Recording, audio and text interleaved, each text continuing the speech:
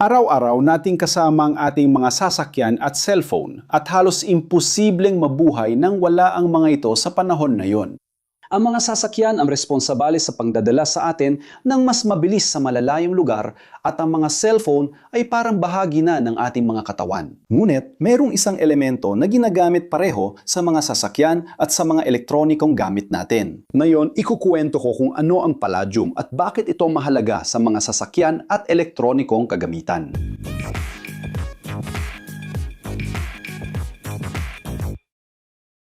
Ngayon, pag-uusapan natin ang isang metal na malamang ay hindi mo pa nakikita pero matatagpuan sa halos lahat ng modernong sasakyan at sa iba't ibang elektronikong gamit na ginagamit mo araw-araw.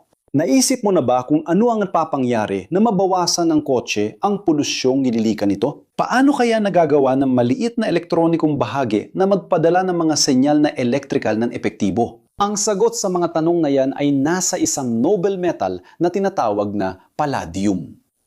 At ngayon, aalamin natin kung ano ang espesyal na material na ito at kung bakit ito napakahalaga para sa makabagong teknolohiya. Ang palladium ay isang elementong chemical na may simbolong PD sa periodic table at may atomic number na 46. Kabilang ito sa isang espesyal na grupo ng mga metal na kilala bilang mga metal ng platinum group na itinuturing na mga noble metal. Ano nga ba ang tunay na kahulugan ng noble metal? Ang mga noble metal ay yaong may pambihirang resistensya sa kaagnasan at oksidasyon. Ibig sabihin, hindi sila madaling kalawangin o masira kapag na-expose sa hangin o sa kahalumigmigan. Ang palladium ay may kulay na puting pilak at isa ito sa pinakamaraming gamit na metal na kilala natin. Pero alam mo ba kung bakit ito napaka-espesyal kumpara sa ibang mga metal? Ang sagot ay nasa isang pambihirang chemical na katangian ng palladium. Ang kakayahan nitong magsilbing katalista. Ang katalista ay isang substansya na nagpapabilis ng isang chemical na reaksyon nang hindi nauubos sa proseso. Isipin mo na mayroon kang dalawang chemical na kailangan maging isang ikatlong compound, pero napakabagal o mahirap mangyari ito ng natural. Diyan pumapasok ang paladyo sa aksyon. Kapag naroon ang paladyo, natutulungan itong mapabilis ang reaksyon, kaya mas mabilis at mas epektibo itong nangyayari. Pero paano nga ba nagagawa ito ng paladyo? Gumagana ang katalitikong katangian ng paladyo dahil kaya nitong sumipsip ng mga gas at molekula sa ibabaw nito na lumilika ng perpektong kapaligiran para maganap ang mga reaksyong chemical. Napaka-epektibo ng kakayaang ito kaya ang paladyo kapag nasa anyong napakapinong mga partikulo ay itinuturing na isa sa pinakamahusay na katalista para sa mga reaksyon ng hydrogenation at dehydrogenation. Pero ano nga ba ito? Sa hydrogenation, ang mga atomo ng hydrogen ay idinadagdag sa isang molekula. Kadalasan ay binabago ang mga hindi puspos na compound, yung may mga double o triple bond sa pagitan ng mga atomo ng carbon, tungo sa mga puspos na compound, yung may mga single bond lang. Halimbawa, nito ay ang pang-transform ng mantika ng gulay sa margarina.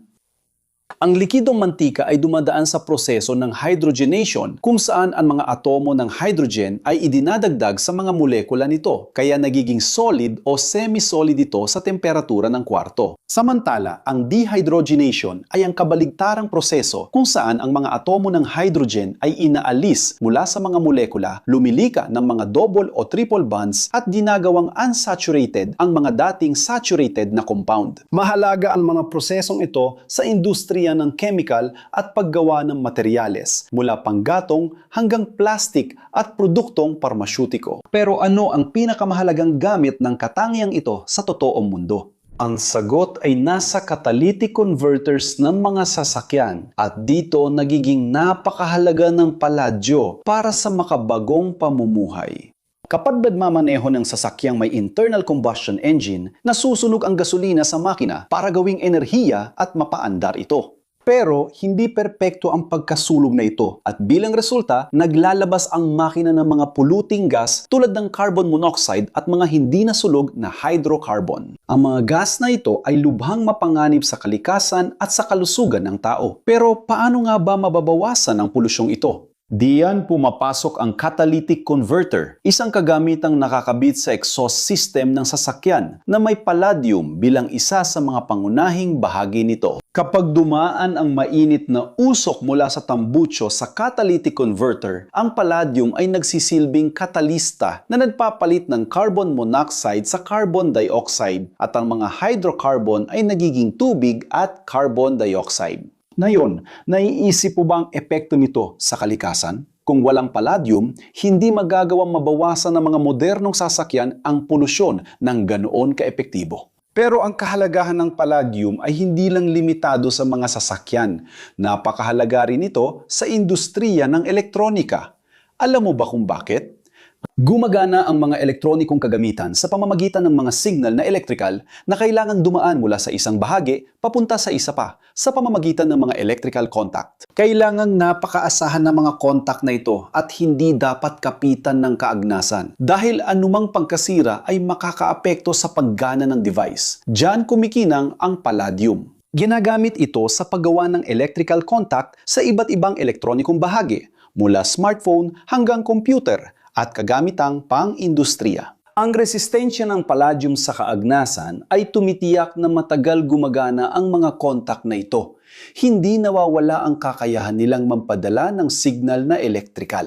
Bukod dito, ginagamit din ang palladium sa mga kapasitor na mga pangunahing bahagi sa halos lahat ng modernong elektronikong sirkito. Nag-iimbak ng kargang electrical ang mga kapasitor at inilalabas ito kapag kailangan gamit ang palladium sa estruktura para sa matatag at matagalang performance. Ngunit may isa pang mahalagang gamit ang palladium, ang paglilinis ng mga gas. Epektibo ang palladium sa paglilinis ng hydrogen gas, inaalis ang mga dumi at tinitiyak na sapat ang kadalisayan nito para sa industrial na proseso at malinis na teknolohiya gaya ng fuel cells. Ngayon, maaari nagtatanong ka. Kung ang palladium ay ganoon kahalaga at ganoon ka-versatile, siguro napakarami nito sa kalikasan. Tama ba? Pero ang sagot ay hindi. Ang palladium ay bihirang metal na kakaunti lang sa crust ng daigdig. Ang pinakamalalaking reserba ng palladium sa mundo ay nakatuon lamang sa ilang bansa kung saan ang Rusya, Canada, Timog Aprika at Estados Unidos ang pangunahing responsabel sa karamihan ng pandaigdigang produksyon. Ang Rusya ay partikular na mahalaga sa sitwasyong ito dahil ito ang may pinakamalalaking kilalang reserba ng palladium at pangunahing nakukuha ang metal na ito bilang subprodukto ng pagmimina ng nickel. Dahil dito, hindi ito makikita sa purong anyo sa kalikasan, kundi sa ilang mineral at ang pagkuha ay komplikado at mahal. Nabubuo ang mga deposito sa mga komplikadong prosesong geolohikal na tumatagal ng milyon-milyong taon. Ang pagkuha ng palladium ay nangangailangan ng sopistikadong pamimina at chemical na pagpoproseso para maihiwalay ang metal mula sa mineral. Dahil sa konsentrasyon ng mga reserbang ito sa iilang bansa, ang palladium ay nagiging hindi lang mahalagang yaman sa ekonomiya, kundi isa ring estratehikong material na ang pagkakaroon nito ay maaring makaapekto sa mga desisyong pampolitika at pang-ekonomiya sa buong mundo. Lalo na kung isa sa alang-alang ang mahalagang papel nito sa global na industriya ng sasakyan at elektronika. Mahalaga ang iyong opinyon, kaya kung nagustuhan mo ang video, mag-subscribe, i-like at i-activate ang notification bell.